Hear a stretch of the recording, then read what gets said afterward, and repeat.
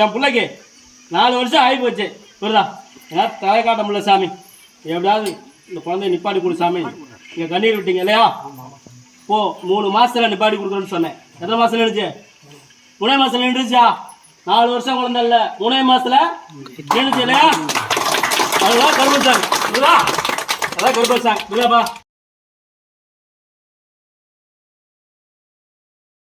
எத்தனை வருஷம் குழந்தை இல்லை? 4 வருஷம் குழந்தை இல்லை. உன் தாய் தப்போ உங்ககிட்ட குழந்தை வர கேட்டதை சொன்னாங்களா? உனக்கு அதனால தான் இன்னைக்கு பிடிக்காத சென்று வந்து உனக்கு சமைக்கிறதுக்கு, என்னோட ஆலயத்துக்கு சமைக்கிறதுக்கு உன்னை இது பண்ண சொன்னேன் புரியுதா? எப்படிப்பா கருப்பசாமி உன் குடும்பத்தை ஆராய்ச்சி பார்த்ததில்ல. 4 வருஷம் குழந்தை இல்லைன்னு சொல்லி உன் தாய் தகப்பேன் இங்கே வந்து கண்ணீர் விட்டு இந்த மடி பிச்சை கேட்ட என் பிள்ளைக்கு 4 வருஷம் ஆகி போச்சு புரியுதா? ஏன்னா தலை காட்ட முடியல சாமி, எப்படியாவது இந்த குழந்தைய நிப்பாட்டி கொடு சாமி. நீங்கள் கண்ணீர் விட்டீங்க இல்லையா? போ 3 மாதத்தில் நிப்பாட்டி கொடுக்குறேன்னு சொன்னேன். எத்தனை மாதம் நின்றுச்சு?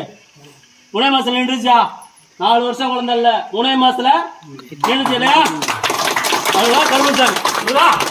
அதான் கர்ப்பசாமி புரியுதாப்பா? பேசு மணி வைக்கிறேன் இருக்கிறியா? கிடா வெட்டுறேன் இருக்கிறியா? ஆடி மாதம் வெட்டிடுவோம்மா, கொடுத்துருவோம்மா. இப்போ தெரியுது புரியுதா? அதை சொல்லதான் நான் பாரு புரியுதா? மனசில் வந்து குழந்தை வரம் கொடுத்தாலும் நிம்மதி இல்லை புரியுதா? அப்படின்னா கல்யாணம் பண்ண உட சொல்லிடுவா, கல்யாணம் பண்ண இடத்துல நிம்மதி இல்லை. நான் சொல்லுவா மற்ற இடத்துல இல்லை, கல்யாணம் பண்ண இடத்துல நிம்மதி இல்லை புரியுதா? நம்ம ஒன்று சொன்னோமோ அவங்க ஒன்று சொல்கிறாங்க.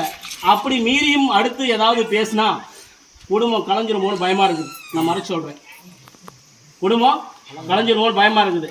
உனக்கு துணை பேச்சு கேட்டு கரெக்டாக வந்து இது பண்ணி உன் புள்ள நோய் நொடி இல்லாமல் உன் வீட்டுக்காரமா எல்லாம் அப்பா அம்மாவோட சிறப்பாக எல்லாம் சந்தோஷமாக இருந்தால் போதுமில்ல? அப்படி இது பண்ணால் போதுமில்ல? பா எஞ்சி வா பா.